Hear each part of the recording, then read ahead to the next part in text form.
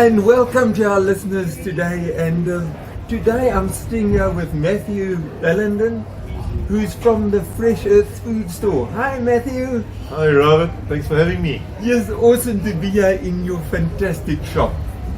Good to have you here. How are you enjoying your organic coffee? This is the place to come for coffee.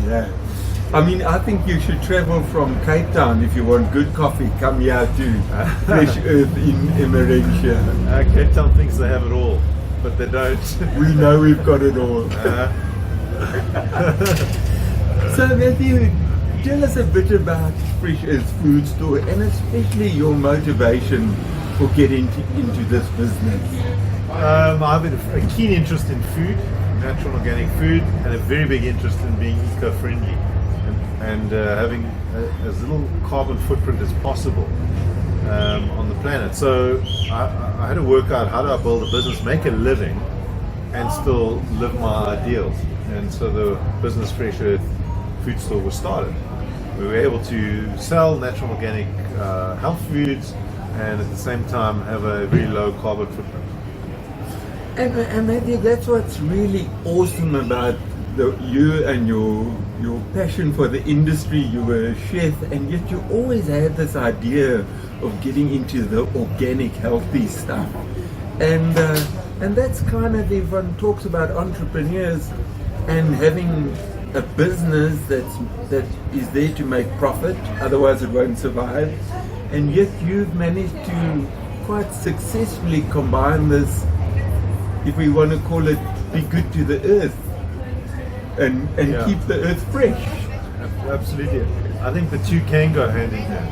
You know, we called the business Fresh Earth for that exact reason. We wanted a different way of doing business.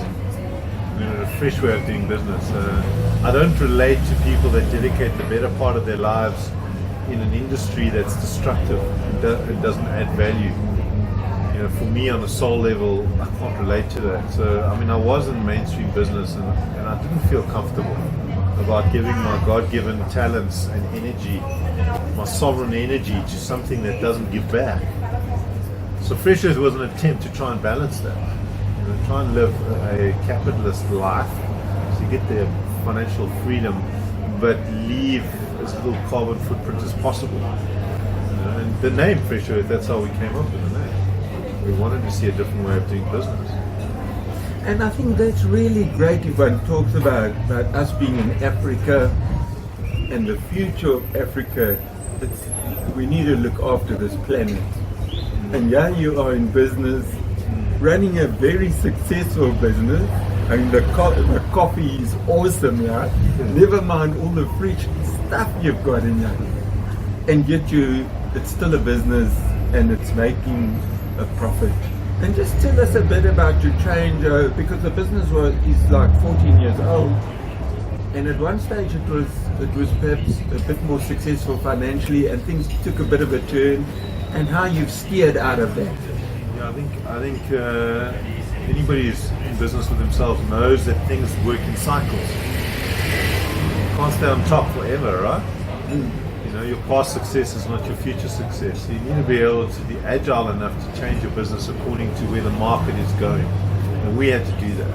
And we've been spending the last 18 months on a 2-3 year project of re-steering the business into a slightly different direction. Still our core business will be the same, but our offering will change slightly. In order to carry on the success, I mean, this business is 14 years old. The things that made it originally successful are not going to be the same things going forward, right? They don't become relevant. You know, relevancy changes, and people's needs change, and therefore the business needs to shift and change. I mean, the hospitality industry, which is largely what we're in, is one of the largest failing industries globally, and you see it in South Africa a lot. The restaurants are around for 2 years and it's yummy for 2 years, and then it's not. It was sneeze. Bless you. Excuse me. So you, as a business owner, you've got to be, on your toes all the time. Yo. That's the freshness around here. Pollen. The pollen, yeah, the fresh pollen. So also, if one talks about the products, you have plenty of products, because you've got the retail operation and you've also got the restaurant. And tell us how you manage such a large amount and variety of products. The most important thing is reporting systems. So every product is linked to a category, is linked to a certain GP requirement, and we track and monitor that on a daily basis. And the ERP system and the effort that we put into building that gives us the data we need to make daily decisions.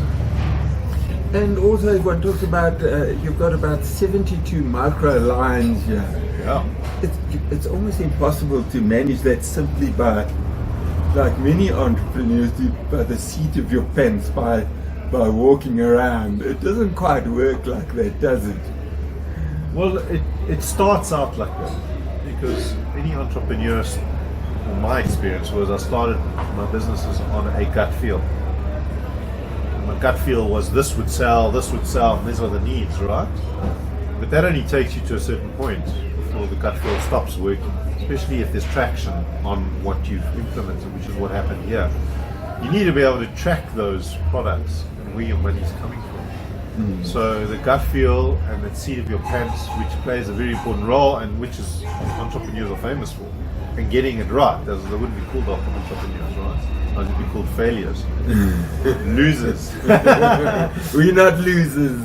Well, I think I've lost a lot actually, Yeah. and I've gained a lot, but the statistics are more gains than losses. But at some stage you've got to roll over from that flying at the seat of your pants into operating a business properly and professionally. And those are basic business rules, whether it's a hairdresser or a retail store. Business rules stay the same. Tell us about what some nice products that you've got here at Fresh Earth, and how people can our listeners can get in touch with you. The best way to get hold of us is on freshearth.co.za or on our Facebook site, which is Fresh Earth as well. Sign up to our newsletter. You can have a look at our products and our offerings. We've got a broad range. Almost everything you can get in a normal retail store you can get from us. Ours is just unadulterated, natural, and as close to nature as possible. And Matthew, you're looking at expanding. You've got the store, which is awesome. It's here in Emmarentia. If you want to come get the best wholesome products, come here. Yeah, this is the place. This is awesome stuff. I mean, there's such a great feeling in your shop here, Matthew. Thank you. But you haven't stopped your journey. No. It's the next step you're looking at. Absolutely, we want to grow. The next thing for me is another store and a few more stores, and essentially that's going to be proof of concept, right? Yeah. I don't consider myself an entrepreneur, by the way. 'Cause for me, the definition would be somebody who's bought and sold, and been a success in those, right? I've started 2 businesses and I haven't sold either. so once I've closed that loop and I've started again, then in my eyes you'd classify as an entrepreneur. Right now I'm just a business owner. I think entrepreneurship is sometimes about, I don't think it's always about buying and selling. It's about creating something out of nothing. And that's what you've done.